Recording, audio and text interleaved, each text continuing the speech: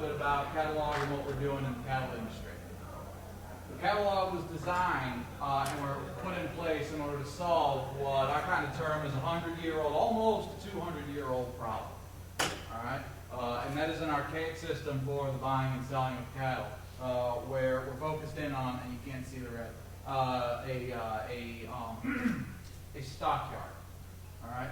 A physical location where, as a producer, I'm going to bring my cattle in order to auction them off to the highest bidder. There's a couple of problems with this particular system.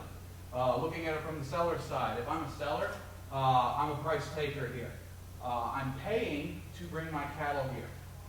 So I'm kind of locked in by the time I get there.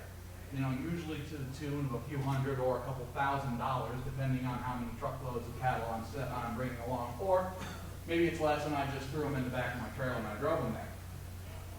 As a seller, I'm also looking at, I'm selling these things by weight. Now, when you pen cattle like that, they drop weight. They drop weight like a rock falling off a cliff. They also get sick. They also get hurt. So as a buyer now, as I'm in here, I have about 25 seconds to make a decision, and that's what I get to see. And then I got somebody that's talking real fast, so throw out numbers, talk real fast, throw out numbers, talk real fast, and I'm like, oh, okay, yeah, God, I want that, yeah.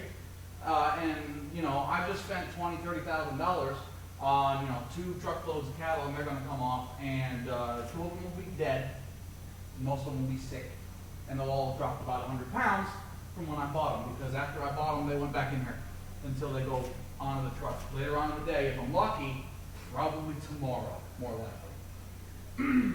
So that's where you see all here. And for that, by the way, the stockyard is taking 10% from the seller in fees and associated other things like roping fees and feed and veterinary bills, stuff that as a producer, I'm doing that on my land already.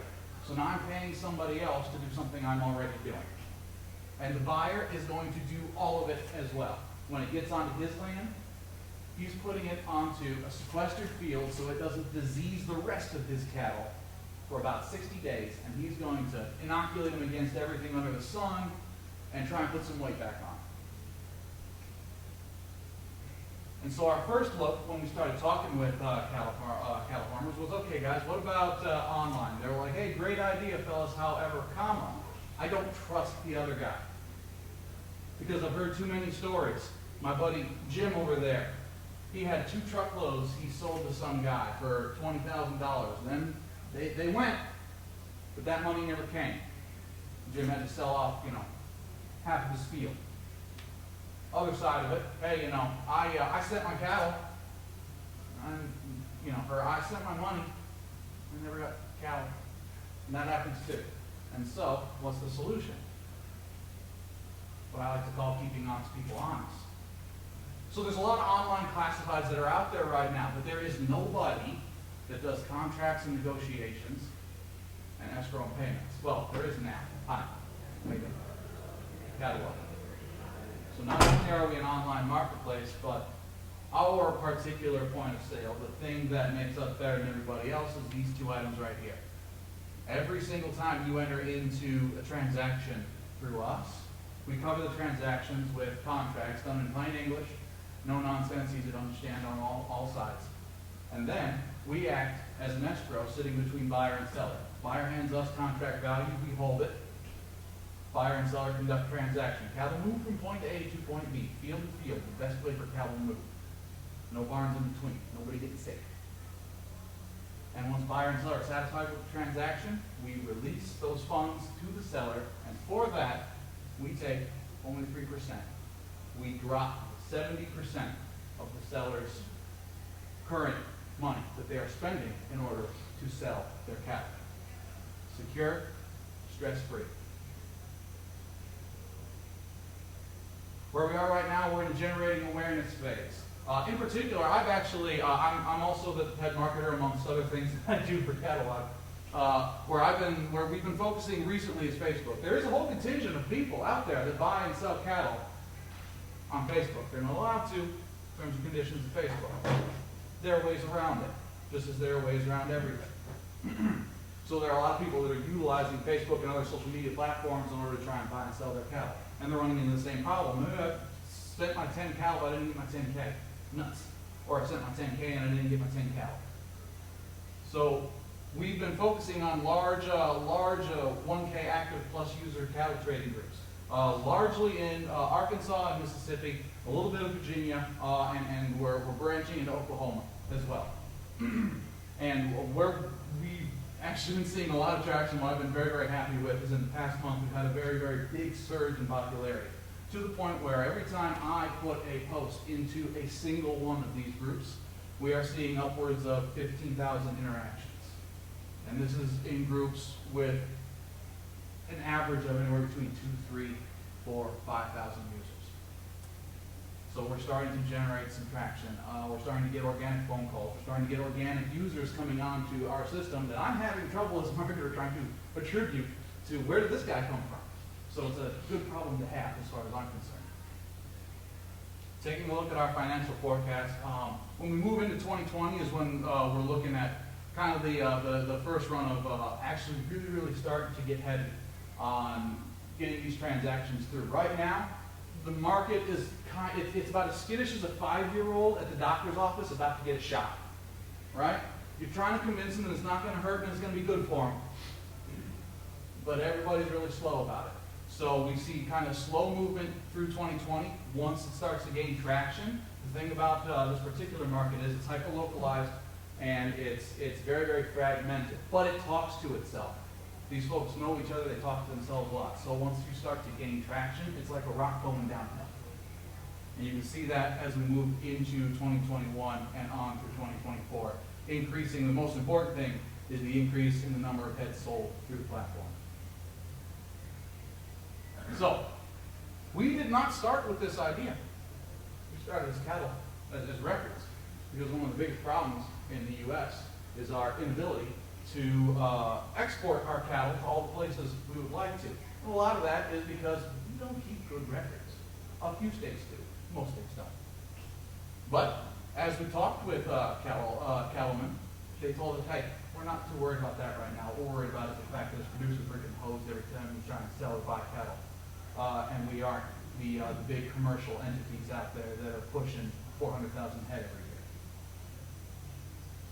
Coming to where we are now, right about here, we're looking at hitting this benchmark.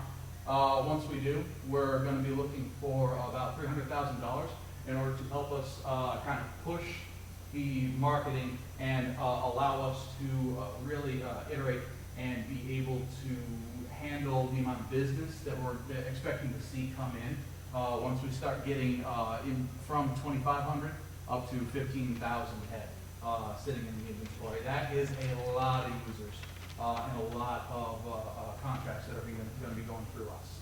And right now we're very white glove because we're very new, but we do have systems that are in place that will allow us to automate a lot of this. Our way out, we're expecting acquisition probably through either a major grocer or more likely mass market e-commerce kind of thing. Reasons could be myriad.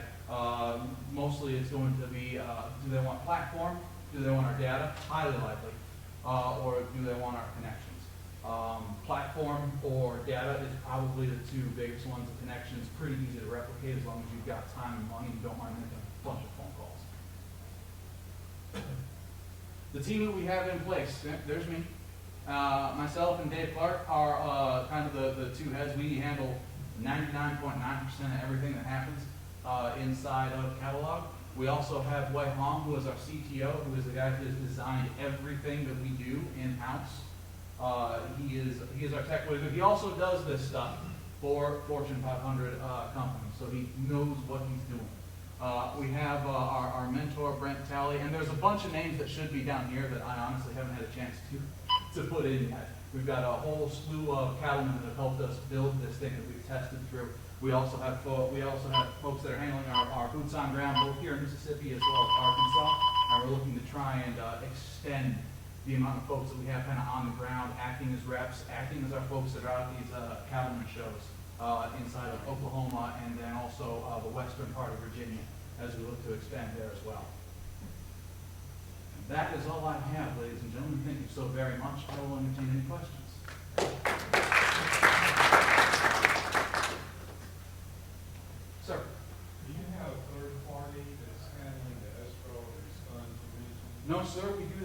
in-house, we have accounts with most of the larger banks in this area in order to help facilitate a lot of these transactions. Bancorp South is one of the big ones that we have custodial accounts with because we've noted that in Mississippi and over in Arkansas, which kind of is our test bed, Bancorp South is one of the premier banking institutions that a lot of these cattle ranchers are utilizing. And who are your attorneys that set all that documentation up as well as the documentation that's being used by your customers? We wrote it a lot in-house, and we funneled it through a couple of attorneys whose names are escaping me. They were introduced to us by, I think either by Innovate or by another accelerator out of Tennessee that we were working with, but all of our terms and conditions as well as all of our contracts, which have all, really they're standardized, that the blocks just get filled in with the data points, have all been through attorneys, and everything we have is trademarked and covered by T's and C's. Could certainly use letters of credit to affect these transactions. Yes, that is something that we are looking at incorporating in. We're a little bit small and new for it just as yet, but that is a place that we want to get to.